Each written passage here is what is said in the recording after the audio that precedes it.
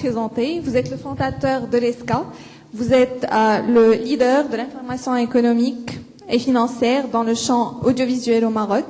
Vous avez lancé le magazine télévisé Entreprendre, La Bourse pour tous, Challenge et le Maroc en mouvement. Et vous êtes le fondateur et président directeur général de Aswat.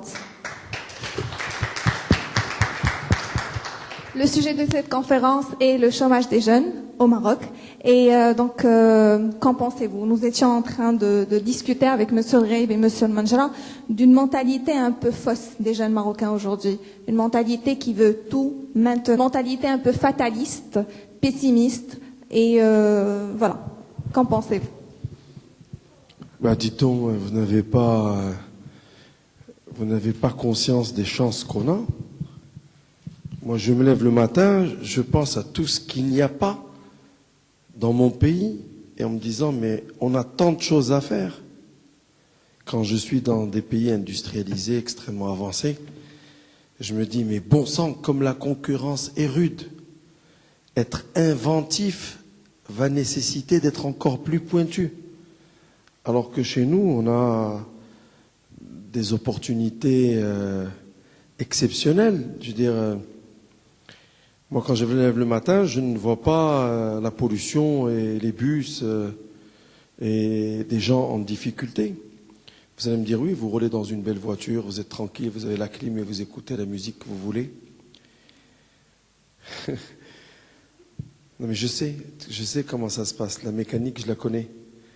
Mais sauf qu'il a fallu construire étape par étape, et je reviendrai là-dessus. Il faut construire brique par brique. Il faut attendre à ce que ça se consolide et que le mur ne tombe pas pour rajouter une brique, parce que parfois la brique suivante peut faire tomber tout le mur. Il faut prendre le temps. Moi, je me lève le matin et je regarde la couleur du ciel et je regarde quelque chose de magnifique.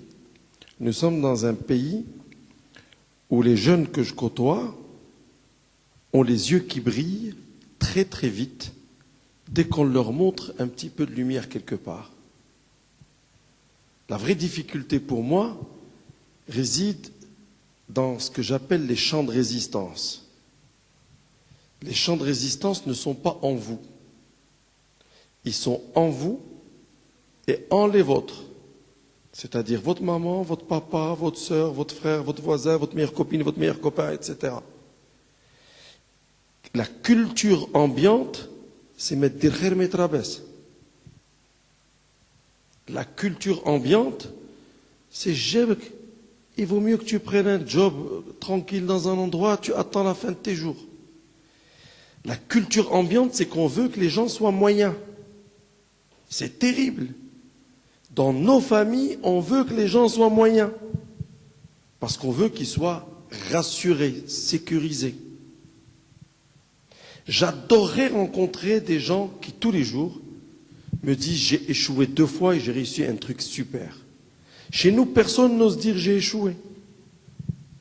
Alors comme personne n'ose dire j'ai échoué, donc personne n'ose prendre l'initiative pour éviter d'échouer.